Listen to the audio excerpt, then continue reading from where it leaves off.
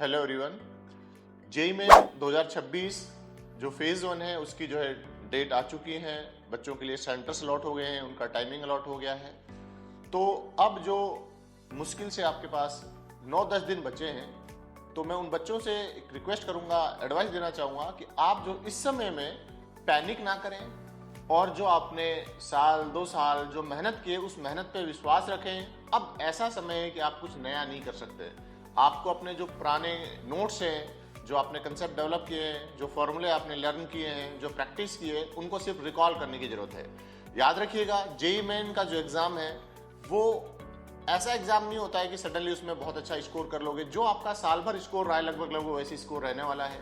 खासकर जो बच्चे मॉडल्स में पढ़े हैं उनका जो स्कोर है, मॉडल्स के टेस्ट में जो स्कोर आता है लगभग उससे 10-20 नंबर ऊपर नीचे रहने वाला है।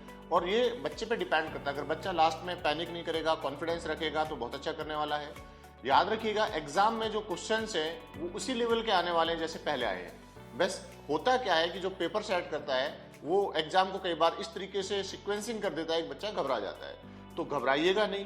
पेपर टफ भी आता है तो सबके लिए टफ है, और आसान आता है तो सबके लिए आसान है। जो क्वेश्चन आपको आएंगे उन्हीं को अटेम्प्ट करना है। और इस समय आप खासकर थ्योरेटिकल टॉपिक्स पे ज़्यादा ध्यान दें। जैसे खासकर केमिस्ट्री होगी, केमिस्ट्री में भी आप याद रखिएगा ऑर्गेनिक है, इनऑर्गेनिक है या फिजिक्स है, जो थ्योरेटिकल पोर्शन है उस पर आप ज़्यादा ध्यान दें। क्योंकि जो चीज़ें आप अभी पढ़ोगे वो 8-10 दिन याद रह जाती हैं। और कई बार ऐसा होता है कि 2-5 क्वेश्चन ऐसे आ जाते हैं रिसेंटली आपने पढ़े, उनको सीधा सीधा टिक करके अपन आ जाते हैं। उससे अपने को 20-30 नंबर का फायदा हो जाता है।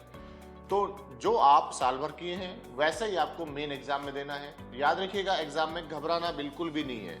कुछ नया कुछ नहीं आएगा, आप अपने आप पे बिलीव करें। और जो आपके टीचर्स ने आपको गाइड किया है, हम जैसे जो गुरु हैं उन्होंने जो गाइड किया है उस पर विश्वास रखें और उसके हिसाब से अपनी जो प्रिपरेशन को जारी रखें। धन्यवाद।